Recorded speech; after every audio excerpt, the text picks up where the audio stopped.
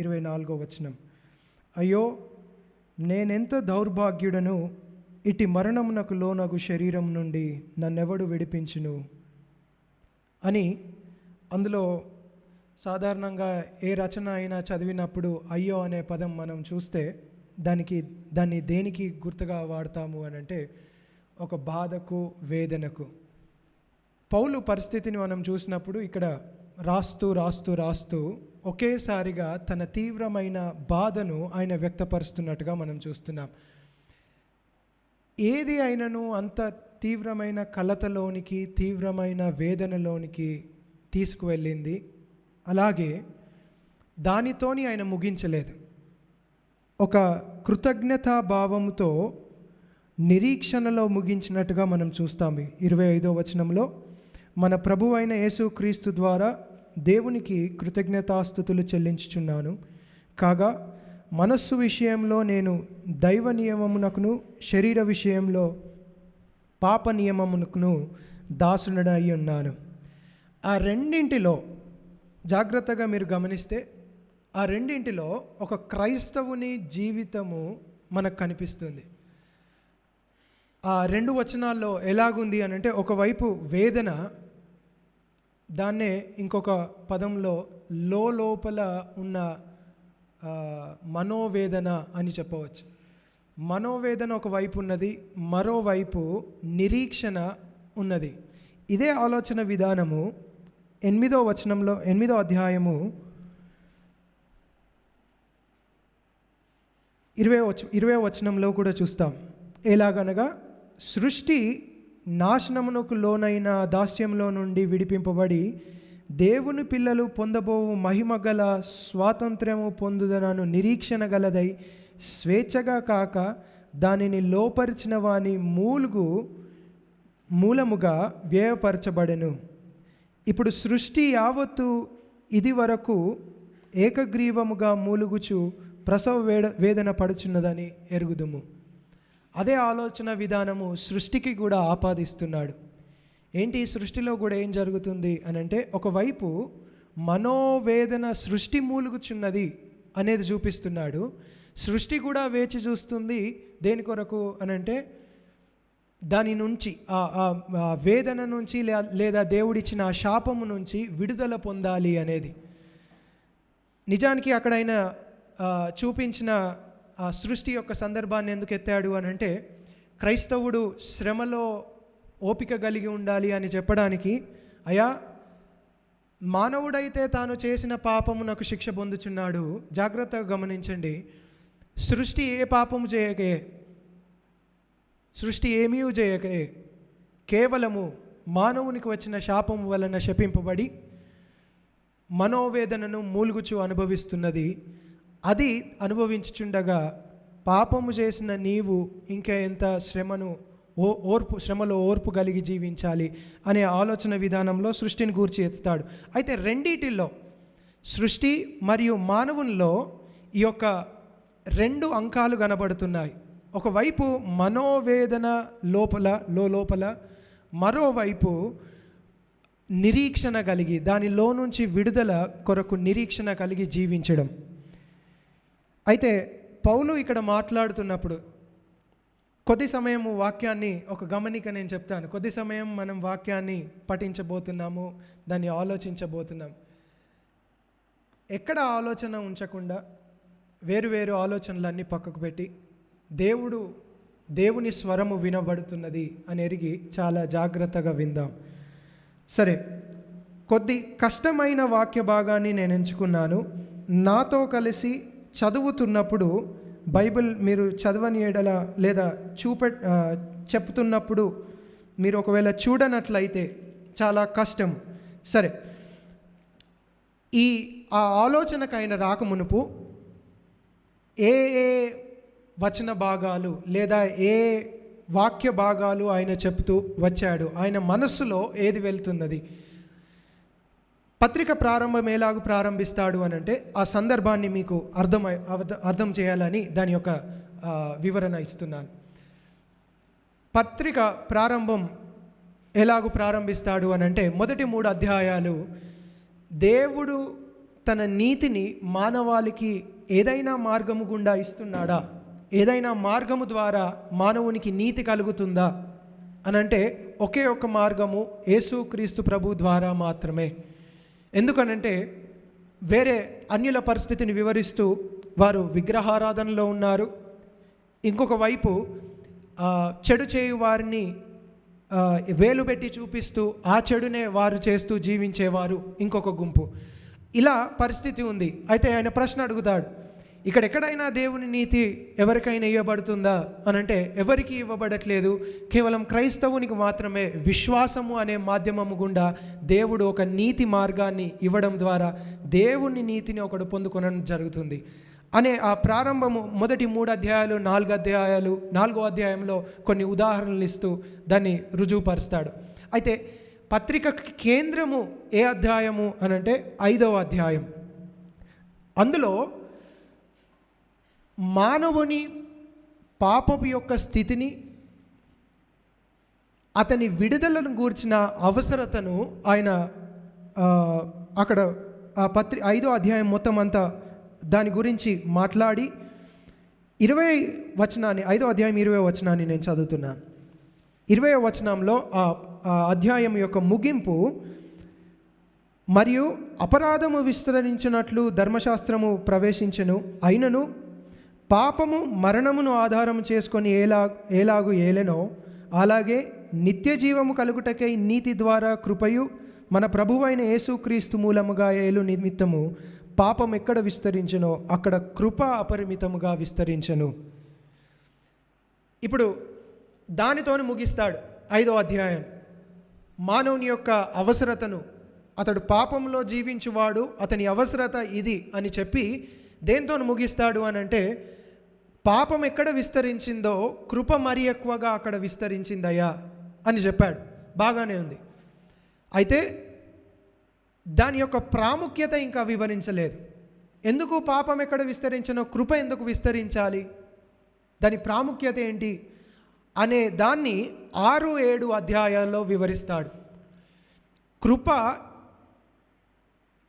ఎక్కువగా విస్తరిస్తున్నది ఎక్కడ అనంటే ఎక్కడైతే పాపము జరిగినప్పుడే. ఉదాహరణకు తప్పిపోయిన కుమారునికి తెలుసు కృప అంటే ఏంటో. ఎందుకు? తిరిగి వచ్చాడు కాబట్టి. పాపము ఎక్కడ ఎక్కువగా విస్తరించిందో అక్కడ కృప మరి ఎక్కువగా విస్తరించింది. ఎందుకంటే తండ్రి ఆయనను ఆహ్వానించుకున్నాడు కాబట్టి. అంతేనా? ఇప్పుడు ఆ విధానాన్ని మనం చూడగలుగుతాం. ఇప్పుడు దాని యొక్క ప్రాముఖ్యత మరి మన జీవితంలో, క్రైస్తవుని జీవితంలో ఏంటి అనే దాన్ని వివరించడానికి 6వ అధ్యాయంలో ప్రశ్నార్థకముగా మాట్లాడుతూ దాన్ని వివరిస్తూ వస్తాడు. 6వ అధ్యాయంలో ఏమంటాడు అనంటే పాపము నుంచి మీరు విడిపింపబడ్డారు, కానీ పాపం యొక్క సన్నిధిలో నుంచి మీరు ఇంకా విడిపించబడలేదు. అందుకని కృప ఎక్కడ విస్తరించెనో దాని ప్రాముఖ్యత అంత అవసరము. కృప ఎక్కడ విస్తరించెనో లేదు, పాపం ఎక్కడ విస్తరించెనో కృప మరి ఎక్కువగా అక్కడ విస్తరించెను, దాని ప్రాముఖ్యత అది అని చెప్తూ వస్తాడు. ఏంటి 6వ అధ్యాయంలో మానవుని యొక్క అవసరత ఏంటి అనంటే పాపము నుంచి విడుదల పొందాడు, కానీ పాపం యొక్క సన్నిధి అనగా చుట్టూ ఉంది అతని పాపం యొక్క జీవితం, దాని సన్నిధి నుంచి ఇంకా విడిపింపబడలేదు. అంతేనా? లేదు 7వ అధ్యాయంలో ఇంకేమంటాడు అనంటే ధర్మశాస్త్రము మీ మీద రాజ్యము చేయుచున్నప్పుడు మీరు విడిపింపబడ్డారే, అయితే మీరింకా సంపూర్ణులు కాలేదు. అందుకని పాపం ఎక్కడ విస్తరించెనో కృప మరి ఎక్కువగా విస్తరించవలసిన అవసరత ఉన్నది, లేదా దాని ప్రాముఖ్యత అది అని చెప్తూ ఆ 7వ అధ్యాయాన్ని మనం ఈరోజు కొద్దిగా ధ్యానించడానికి ప్రయత్నించుదాం. ఉపోద్ఘాతమే ఇంత పెద్దగా చెప్పారు అని అంటే ఇంకా వాక్యం ఎక్కడి వరకు వెళ్తుందో. మంచిది. 7వ అధ్యాయము 4వ వచనాన్ని ఒకసారి నేను చదువుతున్నాను. కావున నా సహోదరులారా, మనము దేవుని కొరకు ఫలము ఫలించినట్లు మృతులలో నుండి లేపబడిన క్రీస్తు అను వేరొకని చేరుటకై మీరును ఆయన శరీరము ద్వారా ధర్మశాస్త్ర విషయమై మృతులైరి. ఎలాగనగా జాగ్రత్తగా గమనించండి, మనము శరీర సంబంధులమై ఉండినప్పుడు మరణార్థమైన ఫలమును ఫలించుటకై ధర్మశాస్త్రము వలనైన పాపేచ్ఛలు మన అవయవములలో కార్యసాధకములై ఉండెను. ఆ పదాలు చాలా కష్టంగా ఉన్నట్టుగా మనం గమనిస్తాం. ఎలాగనగా మనము శరీర సంబంధులమై ఉన్నప్పుడు మరణార్థమైన ఫలమును ఫలించుటకై ధర్మశాస్త్రము వలనైన పాపేచ్ఛలు మన అవయవములలో కార్యసాధకములై ఉండెను. ఇది ఎవరికి అర్థం కాలేదని కొద్దిగా నాకు కనబడుతున్నది. అంటే తెలుగు భాష కాబట్టి కొద్దిగా కష్టతరంగా ఉన్నది. ఆయన ఏమంటున్నాడు అక్కడ అంటే, మునుపు మన పరిస్థితి ఏంటి, లేదా సాధారణ మానవుని పరిస్థితి ఏంటి, యేసుక్రీస్తు ప్రభువుని పొందుకొన్న మునుపు సాధారణ మానవుని పరిస్థితి ఏంటి అని అంటే, అతడు పుట్టుకలోనే పాపముతో పుడతాడు, అందరూ దాన్ని ఒప్పుకుంటారు, అంతేనా? పుట్టుకలోనే పాపముతో పుడతాడు, పాపపు స్వభావముతో మరణమును. ఒక భక్తుడు ఇలాగన్నాడు, ఏంటి మానవునికి ఆదాము ద్వారా సంభవించేది ఏంటి అని అంటే 3 విషయాలు చెప్పాడు ప్రాముఖ్యమైనవి. గిల్ట్ తెలుగులో ఏమంటారు గిల్ట్ని?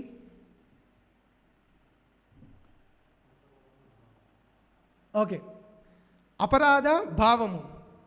తర్వాత ఇంప్యూర్ అపవిత్రత. Guilt, impure and the body leading to death. శరీరము ఎలాంటి శరీరంలోనికి వస్తాడు అని అంటే, మరణమునకు దినదినము లోనగు శరీరంలోనికి వస్తాడు. ఆ 3 ఆదాము ద్వారా ఒక వ్యక్తికి సంభవిస్తూ వస్తున్నాయి. అది మానవుని పరిస్థితి. అయితే ఇప్పుడు దేవుని ధర్మశాస్త్రం ఒకేసారి వచ్చినప్పుడు, మనస్సాక్షిలోనే కానీ దేవుని ధర్మశాస్త్రము మానవునికి ఇవ్వబడినప్పుడు మానవుని పరిస్థితి ఏంటి అని అంటే, ఈ వచనంలో చెప్తున్నాడు, ధర్మశాస్త్రము వస్తూ ఇదివరకే ఇతనిలో ఉన్న మానవుని యొక్క పాపేచ్ఛలను ఏమి చేస్తుంది అని అంటే, అది ఒక్కసారి దాని యొక్క ఆశలను పురికొల్పడం చూస్తాం. ధర్మశాస్త్రం ఏం చేస్తుంది? మానవులలో ఉన్న ఆశలను పురికొల్పడం మనం గమనిస్తాం. అయితే ధర్మశాస్త్రమునకు లోనై ఉన్నంత కాలము మానవుని యొక్క పరిస్థితి ఏంటి అని అంటే, ఇతడు ఆ పాపము ద్వారా మరణాన్ని కంటాడు. అది మానవుని పరిస్థితి. ఏంటి? ధర్మశాస్త్రమునకు లోనై ఉన్నంత కాలము, ధర్మశాస్త్రము చెప్పినప్పుడు వ్యభిచరించవద్దు అని చెప్పింది అనుకుందాం, అది లేనంత కాలము మానవుని పరిస్థితి ఏంటి అని అంటే, పాపము అనేదానికి వ్యత్యాసం తెలియదు. కానీ ఎప్పుడైతే వచ్చి నీవు త్రాగకూడదు, నీవు వ్యభిచరించకూడదు అని ధర్మశాస్త్రం ఇవ్వబడగానే మానవుల్లో పాప ఏచ్ఛలు ప్రారంభమవుతాయి. ఏంటి పాపం ఏం చేస్తుంది మానవుణ్ణి అని అంటే, ధర్మశాస్త్రమును ఆధారము చేసుకొని ఆ ఆశలు పురికొల్పుతుంది. అయితే సమస్య ఏంటి అని అంటే, దేని క్రింద నువ్వు ఉన్నావు? ధర్మశాస్త్రము క్రింద ఉన్నావా, లేదా దాని నుంచి విడుదల పొందావా? ధర్మశాస్త్రము క్రింద ఉన్నట్లయితే దాని ద్వారా నువ్వేమి కంటావు అని అంటే, చివరకు మరణాన్ని కంటావు అనేది మానవుని యొక్క సమస్య. అన్యునికి అందనిది అది. ప్రతిసారి అతడు దేన్ని కంటాడు అని అంటే, ధర్మశాస్త్రం అతనికి హెచ్చరిస్తూనే ఉంటుంది, అతడు పాపాన్ని కంటూనే ఉంటాడు. ఎందుకు అని అంటే, విడుదల అతనికి కలగలేదు. దాన్ని 6వ వచనంలో ఏమంటాడు అని అంటే, ఇప్పుడైతే దేని చేత నిర్బంధింపబడితిమో దాని విషయమై చనిపోయిన వారమై ధర్మశాస్త్రము నుండి విడుదల పొందితిమి గనుక మనము అక్షరానుసారమైన ప్రాచీన స్థితి గలవారము గాక ఆత్మానుసారమైన నవీన స్థితి గలవారమై సేవించుచున్నాము. దీన్ని ఒకసారి నేను వివరిస్తాను. ఇప్పుడు మారిందేంటి మానవునికి? ధర్మశాస్త్రములకు లోనై ఉన్నప్పుడు మానవుణ్ణి అది మరణము కనే విధముగా చేస్తూ ఉన్నప్పుడు మరణమునకు లోనై, ఇప్పుడు ఇక్కడ 6వ వచనంలో ఆయన ఏమంటున్నాడు అని అంటే, నేను ఆ వచనాన్ని మళ్ళా చదువుతున్నాను. ఇప్పుడైతే దేని చేత నిర్బంధింపబడితిమో దాని విషయమై చనిపోయిన వారమై ధర్మశాస్త్రము నుండి విడుదల పొందితిమి గనుక మనము అక్షరానుసారమైన ప్రాచీన స్థితి గలవారమై కాక ఆ పదము చాలా ప్రాముఖ్యము, ఆత్మానుసారమైన నవీన స్థితి గలవారమై సేవ చేయుచున్నాము. దీన్ని చక్కగా ఇంకా 8వ అధ్యాయము 2వ వచనంలో వివరించాడు. నేను దాన్ని చదువుతున్నాను. క్రీస్తు యేసునందు జీవం నిచ్చు ఆత్మ యొక్క నియమము పాపమరణముల నియమం నుండి నన్ను విడిపించెను. ఎట్లనగా ధర్మశాస్త్రము దేనిని చేయజాలకపోయెనో దానిని దేవుడు చేసెను, దాని వలన అది సాధ్యమైంది అని చెప్తున్నాడు. అందుకనే వ్యత్యాసం ఏంటి, తర్వాత మానవునికి క్రైస్తవునికి సంభవించినది ఏంటి అనంటే, ధర్మశాస్త్రమునకు లోనై ఉన్నవాడు ఆత్మ చేత నడిపింపబడుచున్నాడు. ఇప్పుడు ఇతడు ఆత్మను పొందుకోవాలి అనంటే, ఆత్మదేవుడు చేత ఇతడు నడిపించబడాలి అనంటే, ధర్మశాస్త్రము యొక్క సంపూర్ణత ఇతనిలో రావాలి, లేదా ధర్మశాస్త్రమును ఇతడు నెరవేర్చిన వాడై ఉండాలి, పరిశుద్ధుడై ఉండాలి. అందుకనే 8వ అధ్యాయం 2వ వచనంలో ఏమంటాడు అనంటే, లేదు లేదు లేదు, దేవుడు మన కొరకు ధర్మశాస్త్రమును నెరవేర్చాడు. అదే మాట అన్నాడా? 2వ వచనాన్ని చదవండి. ధర్మశాస్త్రము దేనిని చేయజాలకపోయేనో దానిని దేవుడు చేసెను. దాని తర్వాత యేసుక్రీస్తు ప్రభువులో మనం పొందుకున్న రక్షణను గూర్చి వివరిస్తాడు. దాని యొక్క రుజువు ఏమంటాడు అనంటే, ఆత్మానుసారముగా ఇతడు జీవిస్తాడు. క్రైస్తవునిలో ఏం ప్రారంభమవుతుంది అనంటే, ఆత్మానుసారముగా జీవిస్తాడు. వెంటనే ఏమంటాడు అనంటే, దానికి రుజువు ఏంటి అనంటే, పైనున్న వాటిని వెతకడం ప్రారంభిస్తాడు. ఈరోజు మీకు దేవుడు తన మాటలను అనుగ్రహిస్తున్నప్పుడు చాలా ప్రాముఖ్యంగా ఆలోచించవలసిన అవసరత ఏంటి అనంటే, మనలో జరుగుతున్న వాటినే దేవుడు మనకు అనుగ్రహిస్తూ ఉంటాడు.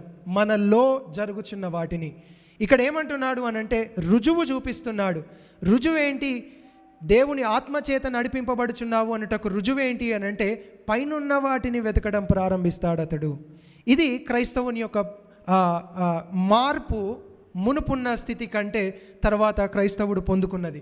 అయితే ఇప్పుడు ఇదంతా వివరిస్తున్నప్పుడు నాతో కొద్దిగా ఓపిక పట్టండి. ఇదంతా వివరిస్తున్నప్పుడు సమస్య ఏం జరిగింది, ఇంకా నేను సందర్భంలోనికి రాలేదు. ఇదంతా వివరిస్తున్నప్పుడు సమస్య ఏమిటి అనంటే, ధర్మశాస్త్రము తప్పుగా ఆగుపడుచున్నది. దేవుడిచ్చాడు కదా ఇది మంచి ఇది చెడు అని, మరి ధర్మశాస్త్రము నాకు మరణాన్ని తీసుకొచ్చిందా, లేదా ధర్మశాస్త్రమే పాపమా అనే ఆ యొక్క గొప్ప సమస్య ఇక్కడ వచ్చింది. అందుకు ఈయన ఏమంటున్నాడు అనంటే, లేదు లేదు లేదు లేదు 12వ వచనంలో ఒక్క నిమిషం. కాబట్టి ధర్మశాస్త్రము పరిశుద్ధమైనది, ఆజ్ఞ కూడా పరిశుద్ధమైనదియు నీతి గలదియు ఉత్తమమైనది ఉన్నది. 7 నుంచి 11 వరకు దాని గురించి చెప్తాడు. ఎందుకు ధర్మశాస్త్రము ఉత్తమమైనది పరిశుద్ధమైనది అనేది.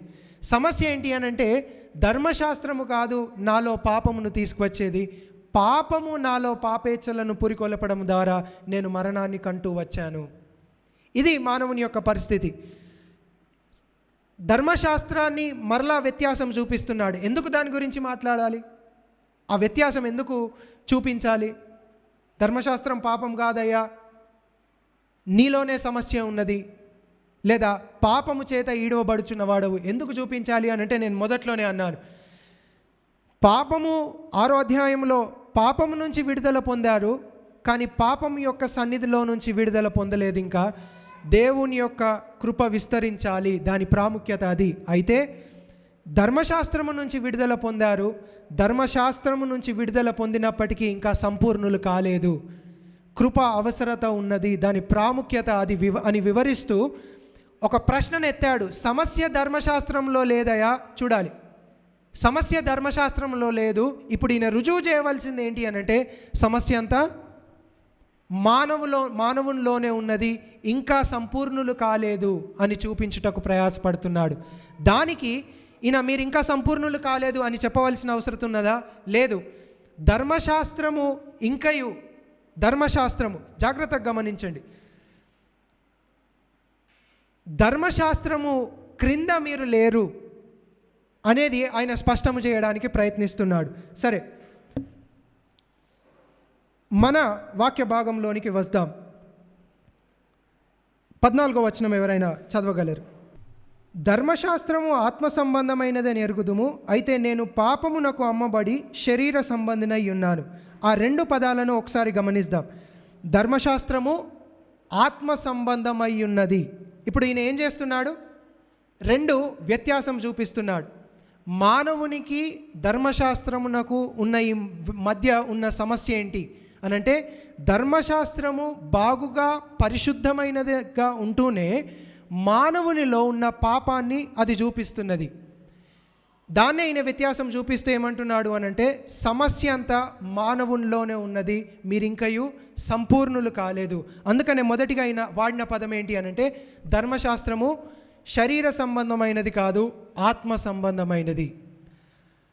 అది అర్థం చేసుకోవడానికి యేసుక్రీస్తు ప్రభు మత్తయి సువార్తలో దాన్ని వివరిస్తున్నప్పుడు ఏ మాటలో అన్నాడు అనంటే, సాధారణంగా వ్యభిచరించకూడదు అనంటే మానవుడు ఏమనుకుంటాడు అనంటే వ్యభిచారము చేస్తేనే తప్పు అని. కానీ యేసుక్రీస్తు ప్రభు అన్నాడు, ఒక వ్యక్తిని కామపు చూపుతో చూచిన ఎడల నీవు ఆ వ్యక్తితో వ్యభిచరించినట్లే. ఏ వైపు మార్చాడు యేసుక్రీస్తు ప్రభు? ఇది ఆత్మ సంబంధమైనది అని చూపిస్తున్నాడు. అంటే అక్కడ ఏం జరిగింది అనంటే, మునుపున్న దానికంటే ఇంకా తీవ్రమైన తేజస్సులాగా మానవుని పైన ధర్మశాస్త్రం పడుతున్నది. మహా తేజస్సులాగా అగ్నిగా ధర్మశాస్త్రము మానవుని పైన ఉన్నది. ధర్మశాస్త్రం అయితే ఆత్మ సంబంధమైనది, పరిశుద్ధమైనది. మరి నేనేంటి అని 14వ వచనంలో చెప్తున్నాడు. అయితే నేను పాపమునకు అమ్మబడి శరీర సంబంధినై ఉన్నాను. ఇప్పుడు ఆయన శరీర సంబంధినై ఉన్నాను అని అన్నప్పుడు సాధారణంగా రక్షింపబడక మునుపు ఆయన శరీర సంబంధిగా నేను ఇప్పుడున్నాను అని చెప్పట్లేదు. రక్షింపబడక మునుపు అతడు శరీర సంబంధియే, శరీరానుసారంగా జీవించు వ్యక్తియే. కానీ ఇక్కడ ఏమంటున్నాడు అనంటే, నేను ఇంకను శరీర సంబంధినై ఉన్నాను అని చెప్తున్నాడు. దానికి రుజువే ఆయన యొక్క స్వభావాన్ని వివరిస్తున్నాడు 15వ వచనంలో. ఎలాగనగా, నేను చేయునది నేను ఎరుగను, నేను ఇచ్చేయించినది చేయక ద్వేషించినది చేయుచున్నాను. అక్కడ ఆయన ఒక కొత్త నూతన అనుభవాన్ని కలిగి ఉన్నాడు. శరీరానుసారుని కాదు అని చూపించడానికి ఒక నూతన అనుభవాన్ని లేదా ఒక యుద్ధాన్ని, ఆయనలో జరుగుతున్న ఆ యొక్క యుద్ధాన్ని చూపిస్తున్నాడు. ఏమంటున్నాడు? నేను చేయాలనుకున్నది నేను చేయట్లేదు, కానీ ఏదైతే నేను చేయొద్దు అనుకుంటున్నానో దాన్ని మాత్రమే చేస్తున్నాను. ఇక 15వ వచనం నుంచి ప్రారంభిస్తే 20వ వచనం వరకు, 22 వచనాల వరకు దాని గురించే మాట్లాడుతూ వస్తాడు. సమయం ఎక్కువగా అయింది కాబట్టి నేను ముగిస్తాను. ఇప్పుడు ఈయన ప్రాముఖ్యంగా ఇక్కడ ఎత్తి చూపిస్తుంది ఏంటి అనంటే, ధర్మశాస్త్రము పరిశుద్ధమైనదిగా, మంచిదిగా ఒక వ్యక్తి వైపు వస్తున్నప్పుడు, నూతన జన్మ పొందినప్పటికీ చేయాలని, మంచి పనులు చేయాలి అని, దేవుని కొరకు జీవించాలి అని ఆ వ్యక్తిలో ఆశ ఉన్నప్పటికీ వ్యక్తిలో ఏం కనబడుతున్నది? నేను ఇంకను శరీరానుసారునై ఉన్నాను అనే విధంగా మానవునికి అగుపడుచున్నది. ఏంటి మానవుని పరిస్థితి అనంటే, సాక్షాత్తు 2 విధాలుగా కొట్టుమిట్టలాడుతున్నట్టుగా కనబడుతున్నది. అందుకనే 16వ వచనంలో దాన్ని ఇంకా స్పష్టంగా వివరిస్తాడు. ఇచ్చేయింపనిది నేను చేసిన ఎడల ధర్మశాస్త్రము శ్రేష్టమైనదైనట్టు ఒప్పుకొనుచున్నాను. కావున ఇకను దాని చేయునది నా యందు నివసించు పాపమే గాని నేను కాదు. ఇదంతా ఎందుకు మాట్లాడుతున్నాడండి? ఒక అన్యుని ఉదాహరణ తీసుకొనవచ్చు కదా. క్రైస్తవుని ఉదాహరణ ఎందుకు తీసుకున్నాడు? ధర్మశాస్త్రము పరిశుద్ధమైనది, ధర్మశాస్త్రము నీతి గలది, అది మంచిది అని చూపించడానికి అన్యుని ఉదాహరణ తీసుకోవచ్చు కదా. క్రైస్తవుని ఉదాహరణ ఎందుకు తీసుకున్నాడు? జాగ్రత్తగా గమనించండి. ఒకవేళ ఇతడు అన్యుని ఉదాహరణ తీసుకున్నట్లయితే ఇలాగుండేది.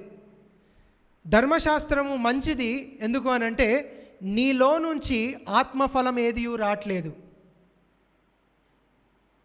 ధర్మశాస్త్రము మేలైనది ఎందుకు అనంటే, అన్యునిలో ఏ జీవఫలము లేదు అని ఆ మంచి వ్యత్యాసము చూపించవచ్చు. కానీ అప్పటికి మానవుడు ఏమంటాడు అనంటే, ఏ జీవఫలము కనబడనప్పుడు ధర్మశాస్త్రము పరిశుద్ధమైనది అని ఎలాగూ రుజువు చేయగలవు? అందుకనే ఈయన ఏ ఉదాహరణ తీసుకున్నాడు అనంటే క్రైస్తవునిది తీసుకున్నాడు. ఎందుకు? ఇతనిలో జీవార్థమైన ఫలము వస్తూ ఉంటుంది, అదే విధముగా మరణార్థమైన ఫలము కూడా వస్తుంది. ఇప్పుడు క్రైస్తవుడు ఏమంటాడు అనంటే, అవును ధర్మశాస్త్రము పరిశుద్ధమైనది, నీతి గలదే. ఎందుకు అనంటే నాలో అది జీవార్థమైన ఫలమును కలుగజేస్తున్నది, అయినను దానికి వ్యతిరేకముగా నేను జీవిస్తున్నాను. ఆ కోణంలో క్రైస్తవుని యొక్క ఉదాహరణను తీసుకున్నాడు. అయితే క్రైస్తవుని పరిస్థితి ఏంటి మరి? ఇప్పుడు ఆయన దేన్ని ఎత్తి చూపిస్తున్నాడు? ఎందుకు ఇట్లా జరుగుతున్నది నా జీవితంలో? 18వ వచనంలో, నా శరీరమందు మంచిది ఏదియు నివసింపదని నేను ఎరుగుదును. ఆ ప్రాముఖ్యమైన తన స్థితిని ఆయన చూపిస్తున్నట్టుగా మనం చూస్తాం. ఏంటి? నా శరీరంలో మంచిది ఏదియు నివసింపదని నేను కనుగొన్నాను అనంటే ఆయన ఉద్దేశం, నేను ఇంకా మంచివాడను కాదా, లేదు నేను పాపాత్ములను, పాపంలో జీవించువాడను ఎన్నటికీ అని చెప్తున్నాడా అంటే కాదు. వెంటనే ఏమన్నాడు అనంటే తన మాట మార్చాడు. మేలైనది చేయవలనను కోరిక నాకు కలుగుచున్నది కానీ దానిని చేయుట నాకు కలుగుటలేదు. ఈరోజు దేవుడు చెప్తున్న మాట ఇది. క్రైస్తవుడు అనేవాని పరిస్థితి ఎలాగుంది అనంటే, పాపము అతనిలో నివసిస్తూ ఉంటుంది, యేసుక్రీస్తు ప్రభు అతనిలో నివసిస్తూ ఉంటాడు. ఇప్పుడు సమస్య, ఒకవేళ మీరు నాలో పాపము లేదు, యేసుక్రీస్తు ప్రభువు నాలో నివసిస్తున్నాడు అని అన్నారనుకోండి, అయితే మీరు ఇప్పుడే పరలోకం నుంచి వచ్చిన వారైనా అయి ఉండాలి, లేదా మీరు దేవుడైనా అయి ఉండాలి. కానీ జాగ్రత్త గమనించండి, ఒకసారి మీ మనసులు పెట్టి ఆలోచించండి.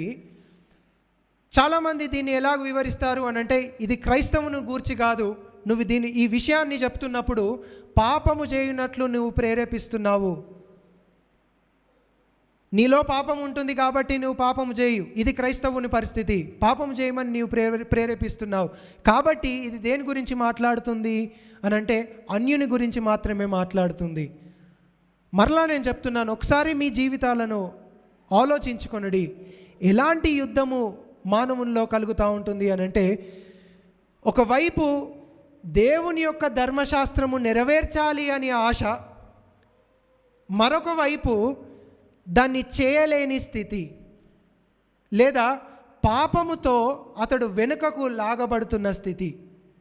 అందుకనే ఈయన ఏమంటున్నాడు అనంటే, నాలో ఏ మంచియు లేదు, నేను ఇంకను ఆ మంచి లేని స్థితిలోనే ఉన్నాను అనే ఆ ప్రాముఖ్యమైన తన శరీర స్థితిని చూపిస్తున్నాడు. ఏంటి? ఒక ఉదాహరణ చెప్తాను. నా జీవితంలో జరిగిన సంఘటన. ఒక బిడ్డ నా దగ్గరికి వచ్చి దినదినము నా ముందే తిరుగుచున్నాడు. మంచిగా వాక్యంలో ఎదిగేవాడు మెల్లిమెల్లిగా ఏమైంది అనంటే, వాక్యంలో భయపడడం ప్రారంభించాడు, వాక్యంలో తగ్గిపోతున్నాడు. అయ్యా ఏమైంది నీకు? నేను దాన్ని గమనించి నీ పరిస్థితి ఏంటి? దీనంగా కనబడుతున్నావు, రోజు రోజుకి దీన పరిస్థితుల్లోనికి వెళ్తున్నావు, ఏంటి వాక్యం ఎందుకు చదవట్లేదు అని అన్నాను. అనంటే నేను చదవట్లేదు. ఎందుకు అనంటే, ఆయన అన్న మాటకు నాకు చాలా బాధ అనిపించింది. ఏమన్నాడు అనంటే, వాక్యము చదవాలి అనంటే నాకు భయం వేస్తున్నది. ఏంటా భయం అనంటే ఇలాగ వివరించాడు. వాక్యం చదువుతున్నప్పుడు నాలో ఉన్న మనస్సాక్షిలో ప్రభువును గూర్చిన దుర్భాషలు నాలో వస్తున్నాయి. మాటలు చదువుతున్నప్పుడు పరిశుద్ధాత్మ దేవుడు అనగా యేసుక్రీస్తు ప్రభువును గూర్చి చదువుతుండగా యేసుక్రీస్తు ప్రభువును దూషిస్తున్నట్టుగా నాలో నుంచి మాటలు వస్తున్నాయి. అందుకనే నేను దాన్ని చదవకుండా దేవుణ్ణి దూషించిన వాడని అయిపోతానేమో అని దాన్ని పక్కకు పెట్టేశాను. ఏంటి ఇతనిలో ప్రయాస అని అంటే, సాతానుడు ఏం చేశాడు? ఆశ ఉన్నప్పటికీ దూరం చేశాడు.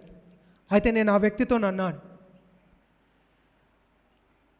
నిజానికి నీ జీవితంలో అది జరుగుతున్నప్పటికీ నీవు దాన్ని ఆశించేవాడవు కాదు. ప్రభువును దూషించాలి అనే ఇష్టము నీలో నిజానికి ఉండదు. కేవలం సాతాను నిన్ను ప్రేరేపిస్తున్నాడు, నిన్ను మభ్యపరుస్తూ వాక్యానికి నిన్ను దూరంగా చేస్తున్నాడు అనగానే వ్యక్తి ఏడవడం ప్రారంభించాడు. సమస్య ఏంటి? ఇది తెలుసుకోవాల్సిన అవసరత ఎందుకు ఉన్నది? నేను ఒక్క దానిలోనే ఉదాహరణ ఇచ్చాను. ఎందుకు క్రైస్తవుని యొక్క పరిస్థితి ఇది అని తెలుసుకోవలసిన అవసరత ఉంది అని అంటే, క్రైస్తవుని జీవితము ఎలాగూ ఈ లోకంలో ప్రయాణం జరుగుతూ ఉంటుంది అనంటే, సాతాను పలు విధాలుగా ఇతన్ని దేవుణ్ణే దూషించేవానిగా, దేవునికే వ్యతిరేకమైన వానిగా, దేవుణ్ణి సమీపించకుండా పలు విధమైన కోణాల్లో ఆయనను వెనుకకు లాగివేస్తూ ఉంటాడు. అది ఒక రూపము ఈ విధంగా దాల్చింది. ఏంటి? వాక్యము చదివితే దేవుణ్ణే నేను దూషిస్తున్నాను కాబట్టి నేను చదవను. లేదా కొన్ని రోజులైన తర్వాత ఒకడు తప్పు చేస్తాడు, మన వారిలోనే ఎవరైనా పాపము చేస్తారు, భయంకరమైన దుఃఖము వేదనతో ఉంటారు. అప్పుడు సాతానుడు వచ్చి ఏమంటాడు అని అంటే, లేదు ఇన్ని రోజులు దేవుడు నిన్ను క్షమిస్తూ వచ్చాడు, నీకెక్కడైనా అవకాశం ఉందా క్షమాపణ పొందడానికి? నీవు క్షమాపణకు అనర్హుడవు. ఏంటి? మానవునికి తెలియాల్సిన అవసరత ఏమున్నది? క్రైస్తవునికి ప్రాముఖ్యంగా ఈ అంశము తెలియాల్సిన అవసరత ఉన్నది. ఏంటి? ఇతనిలో ఈ యుద్ధము ఎప్పటికీ జరుగుతూ ఉంటుంది. ఇది తెలియకపోతే, అయితే మీరు పరిశుద్ధముగా జీవిస్తున్నాను అనుకుంటూ వాక్యమునకు వేరుగా జీవిస్తూ ఉంటారు, లేదా వాక్యమును యేసుక్రీస్తు ప్రభువును ఆయనను జీవించడానికి లేకుండా సాతానుడు మిమ్మల్ని వెనుకకు లాగేస్తూ ఉంటాడు. ఈ రెండిట్లో ఏదైనా జరుగుతుంది. దాన్ని ఈరోజు మనము దాన్ని తీసివేయాలి. పౌలే అన్నీ తెలిసిన వ్యక్తి, దేవుని వాక్యం రాస్తున్న వ్యక్తి ఏమంటున్నాడు అని అంటే, ఏ మంచియు నాలో లేదు, నేను చేయాలనుకున్నది చేయలేకపోతున్నాను, కానీ చేయవద్దు అనుకున్నది చేస్తున్నాను, అది నా పరిస్థితి. అయితే 21వ వచనాన్ని చదవండి ఎవరైనా. ఇప్పుడు కాబట్టి అని ఏమంటున్నాడు? తన స్థితిని వివరిస్తున్నాడు. అంత వివరించి, ఇది మానవుని యొక్క పరిస్థితి, ధర్మశాస్త్రము మేలైనదియు మంచిదియు మనలను దేవునిలోనికి నడిపించినదై ఉన్నప్పటికీ మానవునిలో ఈ పాపపు యొక్క స్థితి ఉన్నది. అయితే కాబట్టి మన క్రైస్తవుని యొక్క పరిస్థితి ఏంటి, నా పరిస్థితి ఏంటి, ఇది నా స్థానము అని వివరిస్తున్నాడు. ఏంటి ఆ స్థానము అంటే, 2 నియమాలు నాలో కనిపిస్తున్నాయి. 2 నియమాలు నాలో కనిపిస్తున్నాయి. నియమాలు అంటే ధర్మశాస్త్రాలు, లేదా దాని ప్రకారముగా జీవిస్తాము. క్రైస్తవునిలో ఇది క్రైస్తవుని పరిస్థితి అని చెప్తూ 2 నియమాలు నా జీవితంలో కనిపిస్తున్నాయి. ఒకవైపు ఇప్పుడు మార్పు జరిగింది ఏంటి? క్రైస్తవునిలో మునుపున్న స్థితికి తర్వాత జరుగుతున్న స్థితికి మార్పు ఏంటి? అన్యునికి అందనిది ఏంటి అనంటే, దేవుని ధర్మశాస్త్రము పట్ల ఆశ కలగడం, దేవుని ధర్మశాస్త్రము పట్ల ఆనందము వ్యక్తికి కలగడం. అన్యుని పరిస్థితి ఒకవేళ మనం ఆలోచించినట్లయితే, ఏ విధము చేత కూడా అతడు ధర్మశాస్త్రములో ఆనందించలేడు. ఉదాహరణకు, ఒకవేళ మనము పిల్లలలో చూసినట్లయితే, మనం ఏదైనా ఇది చేయకూడదు అని చెప్పామనుకోండి, అది చేయకుండాటకు ప్రయాసపడతాడు, కానీ అందులో ఆనందించగలడా? మా నాన్న మాట నేను విన్నాను అనేంతగా దాంట్లో ఆనందించగలడా అంటే లేదు. కేవలం మా నాన్న చెప్పాడు కాబట్టి చేయాలి, అయినను నాకు అది ఇష్టం చేయడం. అదే విధముగా అన్యుని పరిస్థితి ఉన్నది ఈ లోకంలో. ఎట్లా ఉంటాడు? యేసుక్రీస్తు ప్రభువులో ఆత్మదేవుని ద్వారా నూతన జన్మ పొందన నాళ్ళు అన్యుని పరిస్థితి ఏంటి అని అంటే, ధర్మశాస్త్రము నేరారోపణ చేస్తున్నప్పుడు దాన్ని చేస్తూ వస్తాడు, కానీ దాని పట్ల ఆనందము కలగదు, దాని పట్ల సంతోషం ఈ వ్యక్తిలో ఉండదు. ఆశ్చర్యకరముగా క్రైస్తవునికి అందిందేంటి? ఒకసారి ఆలోచించండి. అదే పరిస్థితిలో మనం ఉన్న ఎడల, అన్యుని పరిస్థితుల్లో మనం ఉన్న ఎడల, అయ్యో ఎంత భయంకరముగు, దేవునికి వ్యతిరేకముగా జీవిస్తూనే దేవుని నీతిని నెరవేరుస్తున్నాం అనుకుంటూ జీవించేవారం. అయితే మహా వ్యత్యాసం ఏంటి అని అంటే, ధర్మశాస్త్రములో క్రైస్తవుడు ఆనందించడం ప్రారంభిస్తాడు, కానీ తన శరీరంలో వేరొక నియమం కలదు. దాన్ని నెరవేర్చాలి అనంటే, నా ఉద్దేశం ఏంటి అనంటే, క్రైస్తవంలో ఈ ఆలోచన ఉంటుంది, ఏ విధము చేతనైనా యేసుక్రీస్తు ప్రభు కొరకు నేను ఫలించాలి, ఏ విధము చేతనైనా ఆయన నా శరీరంలో ఘనపరచబడాలి అనే ఈ ప్రయాస క్రైస్తవంలో ఉంటుంది. ఎక్కడి నుంచి వచ్చింది ఈ ఆశ? ఈ ఆశ వచ్చిన నాళ్ళు నీ జీవితంలో ఒకసారి గమనిస్తే, ఎంత నిత్య జీవము కలిగి నిత్య జీవంలో ఎదుగుతూ జీవిస్తున్నావు సంతోషంలో. ఏమి వచ్చింది మానవునికి అనంటే, ఏ విధము చేతనైనా యేసుక్రీస్తు ప్రభు కొరకు నేను ఈ లోకంలో జీవించాలి, ఆయన కొరకు ఫలించాలి. మరి ఒకవైపు ఏముంటుంది? ఆశ లేదా బాధ ఏంటి అనంటే, దేవుణ్ణే నేను మోసం చేసే ఆ పాప నియమం నాలో ఉన్నది.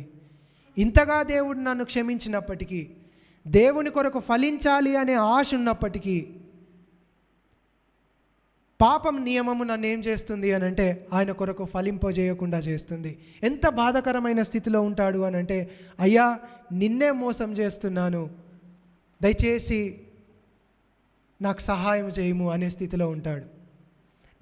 అతనికి తెలుసు మోసం చేయడం ద్వారా ఇంకయు ఫలంలో క్రింద పడిపోతాడు అని, ఫలించుటలో దినదినము కృషించిపోతాడు అని తెలిసినప్పటికీ ఆ పాపంలో పడతాడు, మరలా ఆ యొక్క ఫలాన్ని కోల్పోతాడు.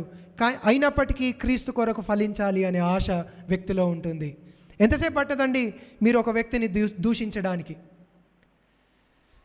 ఎంతసేపు పట్టదు మీరు వాక్యాన్ని నిర్లక్ష్యం చేయడానికి? ఒక రోజులో ప్రతిరోజు మానవుల్లో సాతానుడు బహు విస్తారముగా పనిచేస్తూ ఉంటాడు. అందుకని వాడబడిన పదం ఏంటి అని అంటే, ఎవరిని మిరింగుతున్నా అని గర్జించు సింహము వలె తిరుగుచున్నాడు. వాక్యము దగ్గరికి రానివ్వకుండా చేస్తాడు. ఆశ ఉన్నది, కానీ ఆ పని ఈ పని పెడుతుంటాడు. తద్వారా శరీరాశలు కలిగి వేరే పనులు చేస్తూ వ్యక్తి జీవిస్తూ ఉంటాడు.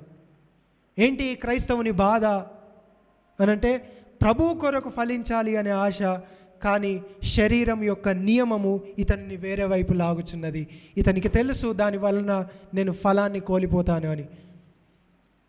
ఇది క్రైస్తవుని యొక్క జీవితం. అప్పుడు అన్నాడు ఆ మాట, 24వ వచనం, అయ్యో నేనెంత దౌర్భాగ్యుడను, ఇట్టి మరణమునకు లోనగు శరీరం నుండి నన్నెవడు విడిపించును. ఈ బాధ ఈరోజు ఎంతమందికి ఉన్నది? మీలో సాధారణంగా క్రైస్తవ్యాన్ని గడిపేస్తున్నారా, లేదా పౌలు వలె వాక్యాన్ని సంపూర్ణంగా ఎంతో జ్ఞానము తెలుసుకున్న వాని వలె దాని యొక్క దౌర్బల్యాన్ని, దాని యొక్క దీనస్థితిని ఎరిగి బాధపడుతూ దినదినము జీవిస్తున్నారా? నేను ఈ యొక్క ఉదాహరణ చెప్పి నేను ముగిస్తాను. ఒక భక్తుడు అన్నాడు, వెలుగు దగ్గరికి వచ్చిన కొలది నీకు మచ్చలు ఇంకా స్పష్టంగా కనబడుతూ ఉంటాయి. అంతేనా? వెలుగు దగ్గరికి వచ్చిన కొలది మచ్చలు స్పష్టంగా కనబడతాయి. క్రైస్తవుని జీవితంలో అతడు వాక్యమును చదువుతున్న కొలది, యేసుక్రీస్తు ప్రభువును గురించి తెలుసుకుంటున్న కొలది, పాపమునకు మరి ఎక్కువగా సున్నితమైన వానిగా చేయబడతా ఉంటాడు.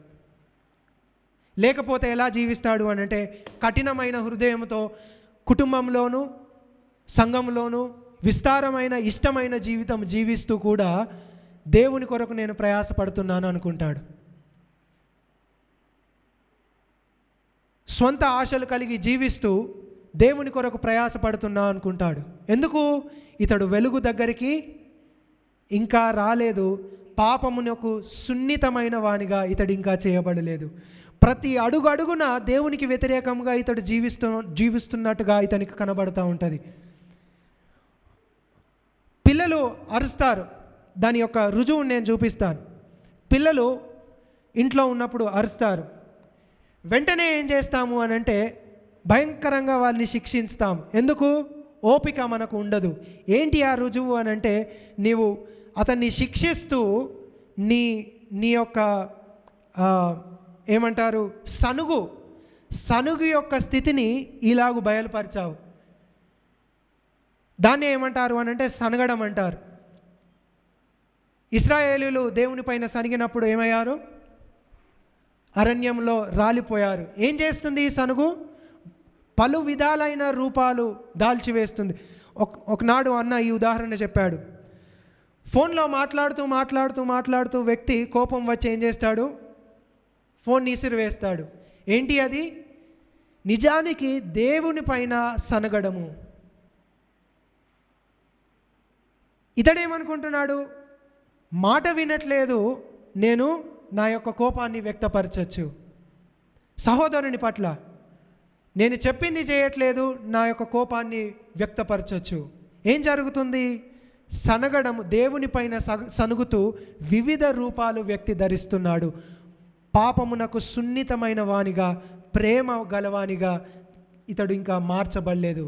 ఎందుకు? వెలుగు దగ్గరికి రాలేదు. ఇతని మచ్చలు స్పష్టముగా ఇతనికి కనబడలేదు. జీవిస్తూనే వ్యతిరేకముగా జీవిస్తూనే ఉంటాడు. కానీ దేవుని కొరకు జీవిస్తున్నాను అనుకుంటాడు. అయితే క్రైస్తవునిలో ఈ బాధ ఉంటుంది, ఈ వేదన ఉంటుంది. అయ్యో, నేను దౌర్భాగ్యుడను, ఇటు శరీరం మరణమునకు లోనగు శరీరం నుంచి నన్ను తప్పించగలవాడెవడు? క్రైస్తవుని కాని వానికి ఈ శరీరంలోనే జీవించాలని ఆశ కలిగి ఉంటాడు. అయితే ఇతడు అక్కడే ముగించాడా? లేదు. 25వ వచనం, మన ప్రభు అయిన యేసుక్రీస్తు ద్వారా దేవునికి కృతజ్ఞతాస్తుతులు చెల్లించుచున్నాను. కాగా మనస్సు విషయంలో నేను దైవ నియమమునకును, శరీర విషయంలో పాప నియమమునకును దాసుడనయ్యున్నాను. సంతోషకరమైన ఒక వార్త చెప్తున్నాడు. నాలో జరిగింది మార్పు. ఏంటి ఆ మార్పు అని అంటే, ధర్మశాస్త్రమును ఇష్టపడడం ప్రారంభించాను. ఎందుకనంటే తండ్రికి మహిమ చెల్లును గాక, యేసుక్రీస్తు ప్రభు వలన ఆత్మను పొంది ఆత్మానుసారంగా జీవిస్తున్నాను. ఇట్టి గొప్ప మార్పు నాకు దొరికింది. అయితే సంపూర్ణుడ అయ్యానా అని అంటున్నాడా అంటే లేదు, ఇంకా నిరీక్షణలోనే ఉన్నాడు.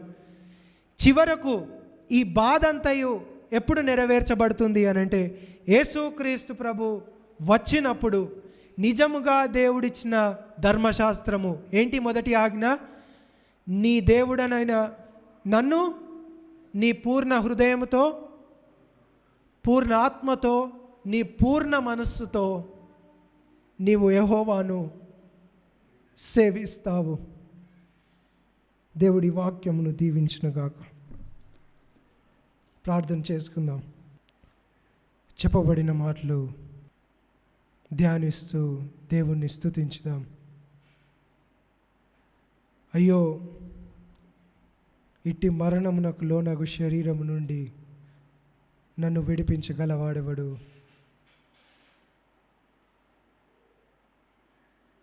ఇటు వేదన నీలో ఉన్నదా?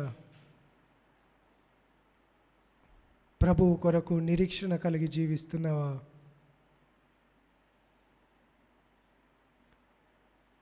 ఒకవైపు ఫలించాలి అనే ఆశ,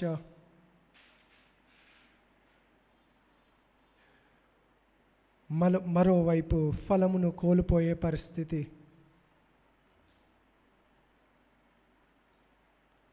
అయినను నిరీక్షణ కలిగి ఉందాము.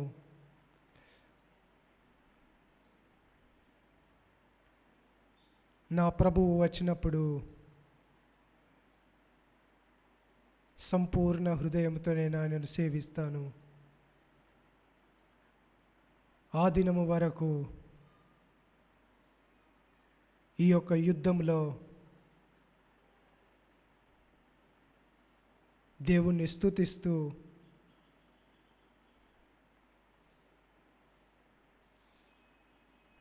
ఈ లోకంలో జీవిస్తాను.